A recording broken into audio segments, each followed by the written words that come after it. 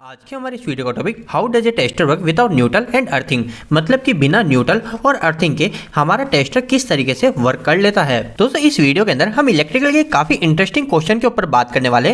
हो सकता है आपके मन में भी ये क्वेश्चन कई बार आया हो या फिर आपसे कई बार इसके बारे में इंटरव्यू में पूछा जा सकता है। आखिर यह क्वेश्चन किस तरीके से पूछा जाता है पहले वह मैं आपको बता देता हूँ। जैसे कि मान लीजिए एक हमारा ये लैंप है, कोई भी हमारा 100 वाट का लैंप है। अब इस लैंप को चलने के लिए हमें क्या चाहिए होता है, एक फेज चाहिए होता है और एक हमें साथ में इसको न्यूट्रल देना होता है। और जैसे ही हम इस लैंप को फेस और न्यूट्रल देते हैं तो हमारा यह लैंप ग्लो हो जाता है। लेकिन सेकंड केस में अगर हम इस टेस्टर की बात करते हैं तो इस टेस्टर के अंदर भी एक लैंप लगा रहता है। हम सभी को पता है कि नियॉन बल्ब लगा रहता है, नियॉन लैंप लगा रहता है। अब यह जो हमारा टेस्टर का लैंप होता है ये हमें क्या बताता है, ये हमें बताता है कि हमारे सर्किट में वोल्टेज है या नहीं। तो जैसे मैं हमारे इस टेस्टर को इस फेस टर्मिनल में डालता हूँ तो हमारा जो टेस्टर है टेस्टर ग्लो हो जाना चाहिए। तो अभी के केस में आप देख सकते हैं हमारे इस फेस में डालते ही हमारे टेस्टर ग्लो होने लग गया है। अब दोस्तों ऐसा हो जाने के बाद में आखिर हमारा सवाल कहाँ पैदा होता है, हमारा सवाल यह पैदा हो जाता है कि हमारा जो टेस्टर के अंदर का लैंप है ये लैंप हमारा आखिर किस तरीके से ग्लो हो रहा है। जैसे कि मान लीजिए हमारे इस टेस्टर को हमने फेस तो हमारे एक सॉकेट से दे दिया, ये हमारा सॉकेट है, इसके अंदर से हमारे इस टेस्टर को हमने फेस तो दे दिया और इसके बाद में हमने हमारे इस टेस्टर को यहाँ से इसके ऊपर वाले पॉइंट से हाथ लगाया और ऐसा होते ही हमारे टेस्टर ग्लो हो गया। तो अब यहाँ पर सवाल हमारा यह आ जाता है कि हमने इसको न्यूट्रल तो दिया नहीं फिर भी हमारा टेस्टर कैसे ग्लो हो गया। तो दोस्तों इस क्वेश्चन का आंसर तो आप में से अधिकतर लोग दे ही देंगे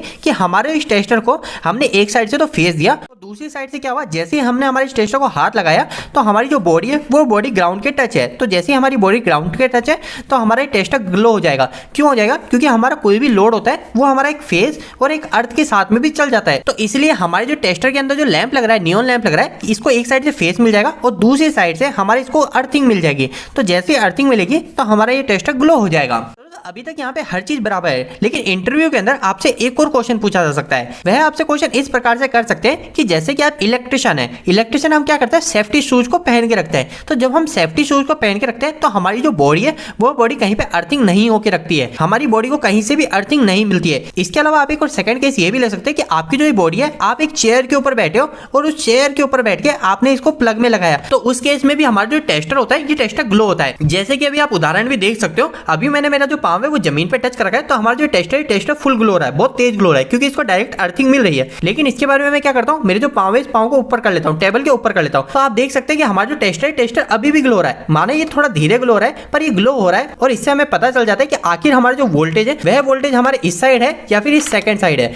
अब जो हमारा सवाल बनता है वो सवाल हमारा यही बनता है कि हमारे टेस्टर को हम न्यूट्रल भी नहीं देते और अर्थिंग भी नहीं देते तो भी हमारा टेस्टर ग्लो कैसे हो जाता है। तो दोस्तों अगर आपसे भी कभी इस प्रकार से घुमा फिरा के क्वेश्चन पूछा जाता है तो इसका आप एक सिंपल सा जवाब दे सकते हो कि हमारा जो टेस्टर ग्लो होता है वह टेस्टर हमारा हिस्टेरिक कैपेसिटेंस की वजह से ग्लो होता है। अब आखिर ये हिस्टेरिक कैपेसिटेंस क्या होता है, कैसे काम करता है, इसके ऊपर मैं एक और डिटेल वीडियो बना दूंगा अगर आपकी डिमांड रहेगी तो। फिर भी मैं अगर आपको छोटे शब्दों में बताऊं तो ये काफी ज्यादा सिंपल सी बात है। अगर हम हिस्ट्री का मतलब हिंदी में जाने, इसका मतलब सिंपल सा ऐसा होता है जैसे कि हम बोलते हैं ना कभी इक्का दुक्का कुछ बाय चांस हो जाता है तो वो चीज हो जाती है एक तरीके हमारी हिस्ट्री। अभी इंटरव्यू के अंदर तो आप हिस्ट्री कैपेसिटेंस बोल देंगे, हिस्ट्री कैपेसिटेंस का मतलब कि हमारी जो बॉडी है वो बॉडी एक तरह से कैपेसिटर की तरह वर्क करती है। अब ये कैपेसिटर की तरह कैसे वर्क कर रही है तो इसको भी हम थोड़ा सा देख लेते हैं। तो जैसे कि मान लीजिए दोस्तों ये हमारा एक 3 पिन टॉप है, इसके अंदर क्या किया हमने, इधर एक टेस्टर लगाया और ये है हमारी बॉडी। ये हमने हमारे इस हैंड से टेस्टर के टॉप पॉइंट को टच किया और टेस्टर के टॉप पॉइंट को टच करने के बाद में क्या हुआ, हमारी जो लेग है ये लेग तो हमारी जमीन के टच है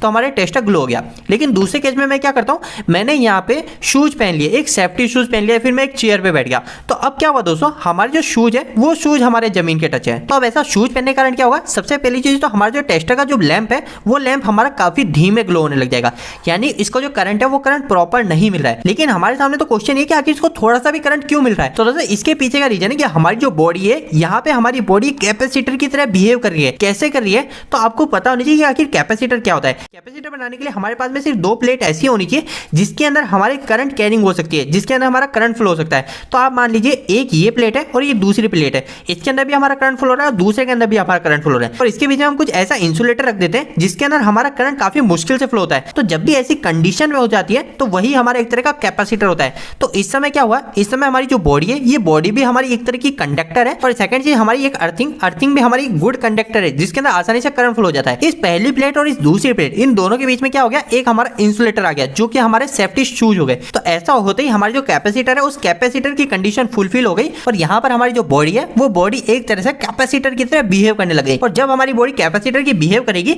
तो यहाँ पर थोड़ा सा स्ट्रे कैपेसिटेंस भी पैदा हो जाएगा। स्ट्रे कैपेसिटेंस मैंने आपको बताया कहीं इक्का दुक्का लग जाना, एक तरह से उस तरीके से हमारा थोड़ा बहुत मात्रा में हमारा करंट भी फ्लो लग जाएगा। तो दोस्तों स्ट्रे कैपेसिटेंस को हम किसी और वीडियो के अंदर देखेंगे। अगर आपसे इस तरीके का कभी भी कोई भी क्वेश्चन करता है इंटरव्यू के अंदर या कहीं भी, तो आपको सिंपल सा उस समय आंसर सिर्फ इतना सा ही देना है कि हमारी जो बॉडी है, हमारी बॉडी उस तरह कैपेसिटर की तरह बिहेव करती है और उसके कारण हमारा स्ट्रे कैपेसिटेंस पैदा हो जाता है, जिसके कारण हमारा थोड़ी सी मात्रा में हमारा करंट फ्लो होने लग जाता है। और ऐसा होने के कारण हमारा जो टेस्टर का सर्किट है वो सर्किट भी पूरा हो जाता है, क्योंकि टेस्टर को ज्यादा करंट की आवश्यकता भी नहीं है। टेस्टर का जो बल्ब है वो बल्ब काफी कम मात्रा में करंट को कंजप्शन करता है। तो दोस्तों उम्मीद है कि आज का यह वीडियो आपके लिए कहीं ना कहीं हेल्पफुल रहा होगा। आपको यह वीडियो कैसा लगा, इस वीडियो को लाइक करके जरूर बताएं। अगर आपको कोई भी सवाल इस वीडियो के प्रति या फिर इलेक्ट्रिकल जुड़े तो आप मुझे नीचे कमेंट बॉक्स में कमेंट करके पूछ सकते हैं। इलेक्ट्रिकल वीडियो अगर आप देखना पसंद करते हैं आज हमारे चैनल को सब्सक्राइब कर लीजिए। आज के लिए इतना ही, धन्यवाद।